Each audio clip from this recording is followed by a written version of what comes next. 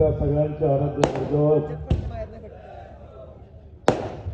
छत्रपती शिवरायांना मानाचं वंदन करतो। घटनेचे शिल्पकार डॉक्टर बाबासाहेब आंबेडकरांना वंदन करतो।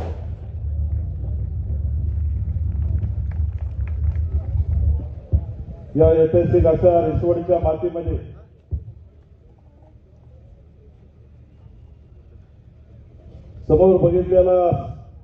समोर बसलेला समाज बघितल्यावरती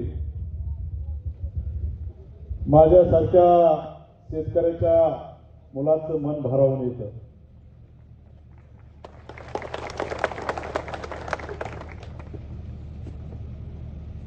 आज जिल्हा परिषद आणि पंचायत समितीच्या निवडणुकीच्या निमित्तानं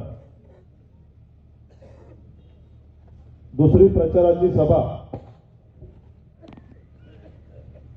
ही रिसोड या गावामध्ये होते। खरं तर मगासपासून अनेक वक्त्यांनी त्यांच्या मार्गदर्शनामध्ये अनेक काही गोष्टी मांडल्या।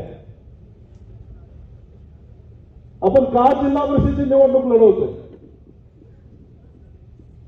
काय कारण आहे जिल्हा परिषदेची निवडणूक अपक्ष म्हणून आपण लढवतोय? माझ्यासारखा एक सामान्य कार्यकर्ता, कायम 24/7 अवेलेबल असणारा कार्यकर्ता, इथं बसलेल्या प्रत्येक कार्यकर्त्याला विचारा, कधीही मला रात्रीच्या 12ला फोन करा, 2ला फोन करा, मी एक कायम स्वरूपी लोकांच्या सेवेसाठी तत्पर असणारा कार्यकर्ता। माझ्याकडून अशी काय चूक झाली, मी काय चूक केली की मला भारतीय जनता पार्टीचं तिकीट मी मागितलं तर मिळू शकत नाही, मी मागितलं तर माझ्या सामान्य कार्यकर्त्याला मिळू शकत नाही, तर माझी काय चूक झाली याचा जाब विचारण्यासाठी खऱ्या अर्थानं आपण सगळेजण जिल्हा परिषद आणि पंचायत समिती निवडणूक लढवतो। तर मी 2 दिवस माझी इच्छाही नव्हती, मला असं वाटत होतं की आपण हे सगळं सोडून द्यावं आणि आपण काहीतरी वेगळं करावं। राजकारणामध्ये आपलं काही काम नाही, कारण पहिल्यांदा तुम्हाला खोटं बोलायला आलं पाहिजे, लावाड बोलायला आलं पाहिजे, गांडवागंडवी करायला आली पाहिजे। परंतु परमेश्वराच्या साक्षीने सांगतो मी आयुष्यामध्ये कधीही कुणाशी खोटं बोललो नाही, कुणाची लवाडी केली नाही, कुणाच्याही पाठीत कधीच आयुष्यामध्ये खंजीर खुपसला नाही। मी माझ्या जीवनामध्ये शत्रू जरी असला ना तो डोंगराच्या सुखी असावा असं मानणारा कार्यकर्ता आहे। सातत्यानं शोषित, वंचित, पीडित सामान्य कार्यकर्त्यांना मदत करण्याची भूमिका, देशप्रेम म्हणून काम करणारा कार्यकर्ता, देव धर्मासाठी मानणारा कार्यकर्ता, अशा कार्यकर्त्याचं काय चुकलं हे खऱ्या अर्थानं तुम्हा सगळ्यांना विचारण्याची आज वेळ आली आहे। परवा कोपर्डीची सभा झाली, आज काहीतरी 2-3 ठिकाणी छोट्या छोट्या सभा झाली, तिथं कुठली लोक होती तुम्हाला सगळ्यांना माहिती आहे। आमच्या दयाभावांनी मी सांगितलं, अरे टीका करावी, आम्ही कुठं म्हणतो टीका करू। परवा काहीतरी कुठलं तरी पत्र फिरते, तुम्ही सांगत होते मला कार्यकर्ते, परवा म्हणले पत्र फिरते, काय त्या पत्राकडे लक्ष देऊ नका तुम्ही। जर खरंच माझ्यावर कारवाई करायची असेल तर ती कोणी करायला पाहिजे ती तुम्हाला सगळ्यांना माहिती आहे। या राज्याचा मुख्यमंत्री माझ्या पाठीशी आहे, माझ्यावर कारवाई करू दे ना। अरे एका ऑफिस मधल्या क्लार्कनं पत्र लिहिले आणि तुम्ही व्हॉट्सअप ग्रुपवर पाठवता आणि लोकांची दिशाभूल करता की यांना तुम्ही 5 वर्षासाठी निलंबित केलं। भारतीय जनता पार्टीमध्ये ज्याने काम केलं त्याला माहिती आहे, भारतीय जनता पार्टी हा पक्ष अथांग जनसागर आहे, तो कधीही कुठल्या कार्यकर्त्यावर अन्याय करत नाही। काही दुष्ट लोकांना मी आवडत नाही, काही दृष्ट लोकांना पुढची अडचण होते म्हणून तुम्ही कटकारस्थान करून मला बाजूला करण्यासाठी तुम्ही तिकिटा नाकारल्या. तुम्ही काय सांगता? मला फोन केला नाही, मला तिकीट मागितली नाही. भारतीय जनता पार्टी हा परिवाराचा पक्ष नाही. भारतीय जनता पार्टी हा सामान्य कार्यकर्त्याची पार्टी आहे. याला काहीतरी केडर आहे, कोणीतरी ठरवणार आहे. तुम्हाला माहिती आहे का, लोण्याचा गोळा असतो आणि 5-6 जणांना वाटून घेत असतो. ज्या एखाद्याला वाटतं की मी ते लोण्याचा गोळा पळवला की मी माझाच मालक झालो. ज्याच्या हाती ससा, मराठी माणसात काय म्हणतात, ज्याच्या हाती ससा तो पारधी. अरे तुम्ही एका वेळेसाठी एका सशासाठी पारधी झाला. अजून भविष्य खूप मोठं आहे. अरे तुम्ही माझा एबी फॉर्म नाही दिला तरी जनतेच्या मनातनं तुम्ही कधी माझं नाव काढू शकत नाही.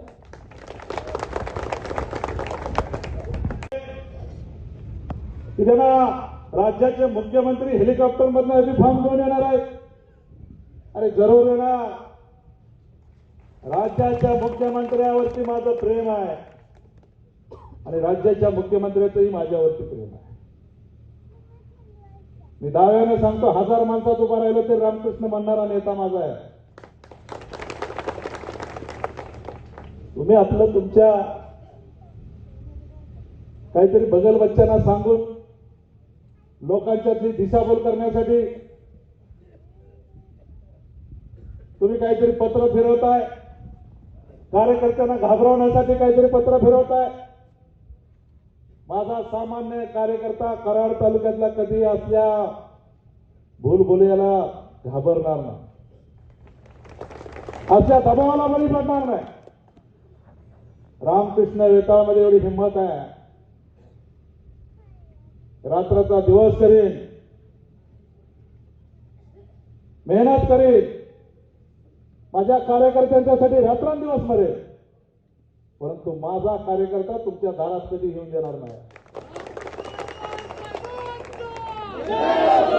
कोणतरी म्हणतं विकासाचं काय करणार, विकास कसा करणार? मी दाव्याने या स्टेजवरनं सांगतोय, 2015 साली मी इथं 5 लाखाचा निधी टाकला, 25-15चा. मी कुठल्याही संविधानिक पदावर नव्हतो.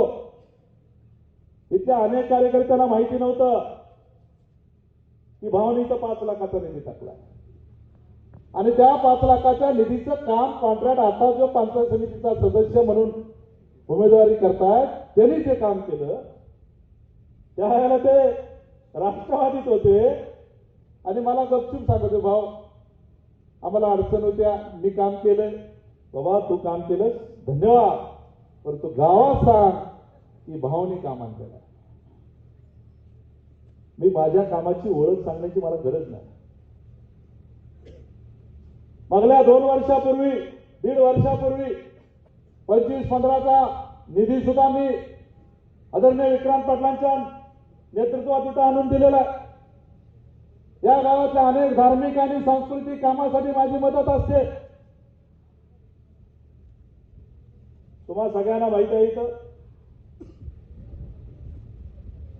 आरपळचं पाणी कधी आलं, कसं आलं? तारळीच्या धरणावरती फट्ट्या 2-3 दिवस जाऊन बसला होता. तारळीच्या धरणाखाली एक पाईपचं काम राहिलं होतं, तिथं एका शेतकऱ्याने अडवलं. तिथं आमचा जालीधर पवार नाहीये, पण यातल्या रिसोडमध्ये अनेक कार्यकर्ते होते, शामगावचे माझे कार्यकर्ते होते, अंतवडीचे कार्यकर्ते होते. मी तिथं स्वतः जाऊन बसलो आणि एसी आणि एक्झिक्युटिव्हला सांगितलं, तुम्हाला हे पाणी तारळीचं आरपळच्या कॅनलमध्ये सोडावं लागेल. हे काम लवकरात लवकर पूर्ण करावं लागेल, तरच माझ्या या आरपळच्या कॅनल खाली असणारी अंतवडी असेल, रिसोड असेल, मसूर भागातला अनेक गाव असतील यांना पाणी देत आहे. 2 वर्षापासून तुमची पाण्याची वणवण आहे का? रिसोडकरांनी, अंतवडीकरांनी सांगा, आहे का पाण्याची वणवण? फट्ट्यानं तिथं जाऊन पाणी सोडण्यासाठी काम केलं. माझ्याकडे काहीही पद नव्हतं. माझ्याकडे हिंमत आहे, ताकद आहे, कार्यकर्त्यांची शक्ती आहे. तुम्ही विकास कामाचं काही सांगू नका. घरोघरी पोहोचलेला कार्यकर्ता आहे. अरे 10 लाखाचं 15 लाखाचं काम टाकलं की तुम्ही तुमच्या मागे गाव येता असं थोडे असते. कुणी हायर करत नाही. कराड तालुक्याने सन्मानानं तुम्हाला निवडून दिलेला आहे. कराड तालुक्यानं मोठा मान दाखवून तुम्हाला निवडून दिलेला आहे. अरे या कराड तालुक्यावर ज्यावेळेला अन्याय करायला जाल त्यावेळेला कराड तालुक्याची जनता तुम्हाला कधीही माफ करणार नाही. तुम्ही काहीही बोलता.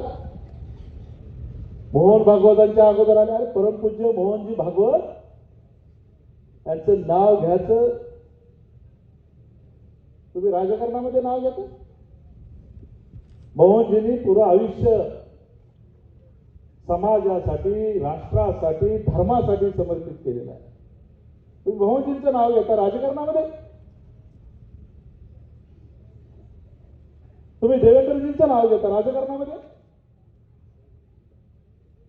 माझ्यासारखा कार्यकर्ता डगमणार नाही. मी तर बसलेल्या सगळ्या कार्यकर्त्यांना निश्चित सांगतो 7 तारखेनंतर समजेल, 9 तारखेनंतर ह्यांना समजेल रामकृष्ण वेताळच्या आणि इथं बसलेल्या कार्यकर्त्यांची शक्ती काय आहे. अनेक कार्यकर्त्यांना भीती दाखवता. तुझं पाणी 15 दिवस लेट होईल. तुम्हाला पाणी कसं येणार. अरे मी फट्ट्याने शामगाव आणि पासूनच्या पाण्यासाठी प्रयत्न केला. कागद ना कागद मी मंत्रालयापर्यंत पळवलाय. मला माहिती आहे कसं पाणी आणायचं. 1,00,000% पुढच्या वर्षी शामगाव आणि पासूनला पाणी देणार आहे फट्ट्या. काळजी करू नका. लोकशाहीमध्ये प्रत्येकाला काम करण्याचा अधिकार आहे. लोकशाहीमध्ये प्रत्येकाला मत मांडण्याचा अधिकार आहे. पण लोकशाहीने कधी शिकवलं नाही तुम्ही दडपशाही करा, दमदाटी करा, लोकांच्या मध्ये विष पेरा असले राजकारण करून कराड तालुक्याने कधी इतिहास रचलेला नाही. हा कराड तालुका स्वर्गीय यशवंतराव चव्हाण साहेबांना मानणार आहे. हा कराड तालुका स्वर्गीय यशवंतराव चव्हाण साहेबांच्या विचाराने चालणारा कराड तालुका आहे. हा कराड तालुका स्वर्गीय विलास काका उंडाळकरांच्या विचाराने चालणारा तालुका आहे. या तालुक्याने स्वाभिमान शिकवला. या तालुक्याने अभिमान शिकवला. या तालुक्यात कधीही सामान्य कार्यकर्त्याची गळचेपी केली जात नाही. तुम्हाला आम्ही निवडून दिलं, आम्ही त्याग केला. मी गेली 15 वर्ष मेहनत केली. देवेंद्रचा शब्द प्रमाण मानून तुम्हाला आम्ही थांबलो. परंतु तुम्ही जो कटकारस्थान गेल्या 1.5 वर्षामध्ये करताय ते प्रत्येक कार्यकर्त्यांनी इथं बसलेला ओळखलेला आहे. तुमच्या असल्या दबावाला, तुमच्या आमिषाला इथली जनता कधीच भाळणार नाही. मी सभेमध्ये अनेक ते टीका करतील, त्याला काय पक्षातून हकालपट्टी केली, काही करतील. तुम्ही घाबरू नका. माझ्या मागे जे पाठीवर थाप टाकणारे ते निश्चित माझ्या बरोबर आहे. तुम्ही घाबरण्याची काही गरज नाही. अनेक कार्यकर्त्यांमध्ये संभ्रमावस्था निर्माण करण्याचं काम केलं. छत्रपती नाही त्रास देण्याचं अनेक लोकांनी त्यावेळेला काम केलं. पण छत्रपती कधी डगमगले नाही. मी छत्रपती शिवरायांचा मावळा आहे. कधी घाबरणार नाही, कधी रणांगण सोडून पळून जाणार नाही. अरे शत्रूच्या छाताडावरती बसून या कराड उत्तर मध्ये कोपडे जिल्हा परिषद गटामध्ये तिन्हीच्या तिन्ही उमेदवार निवडून आणून दाखवणार. आणि ते तुमच्या साक्षीनं, तुमच्या ताकदीनं. मला बरंच काय बोलायचं आहे, परंतु आपली कायम सभा लेट होते. 2 वेळा असंच झालं. मगाशी काका म्हणले की आपण 7 कोपर्डे आणि करोडीमध्ये सभा चालू. कारण अनेक कार्यकर्त्यांना त्यांची मनं मोकळी करायची. आमच्या देवाभाऊची इच्छा होती, मला 2 मिनिटं मिळायला पाहिजे. देवाभाऊची इच्छा होती, मी देऊ शकलो नाही वेळ. आमच्या संजय नानाची इच्छा होती.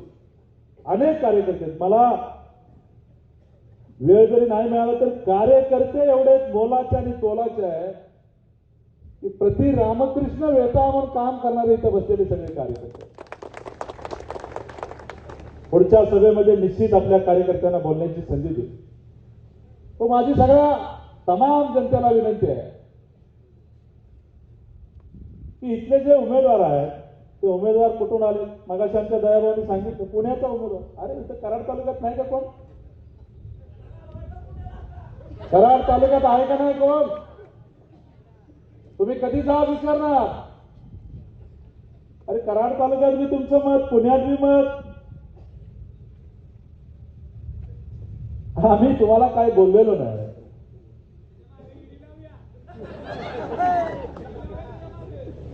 आपल्याला गुळ खाणं खावं काय होतं माहिती आहे तुम्हाला? गुळ खाणाऱ्याला काय गरज नसते तुम्हाला माहिती आहे.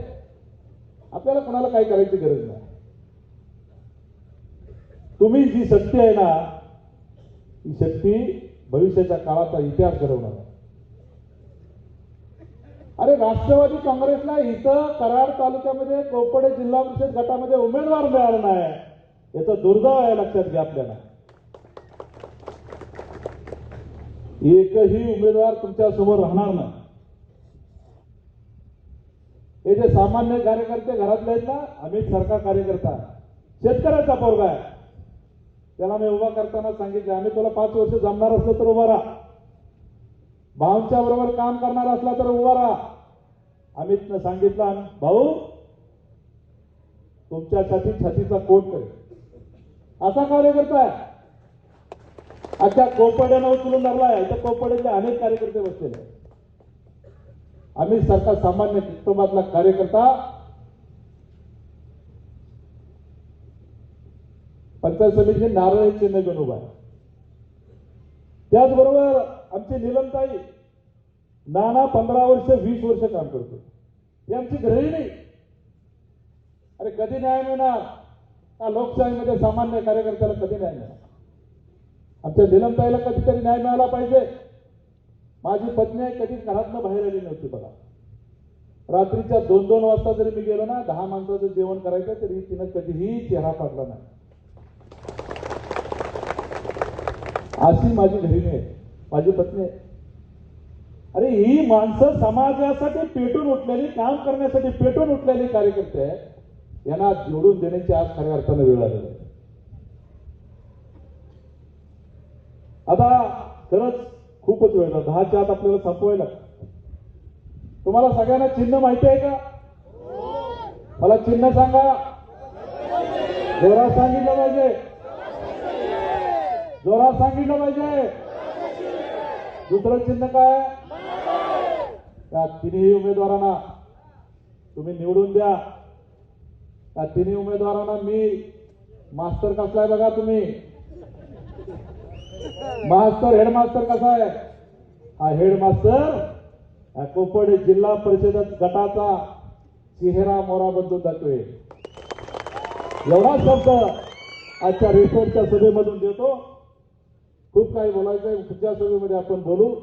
कुणाच्याही हात जोडून विनंती करतो, कुणाच्याही आमिषाला बळी पडू नका, कुणाच्याही भुरभल्याला बळी पडू नका.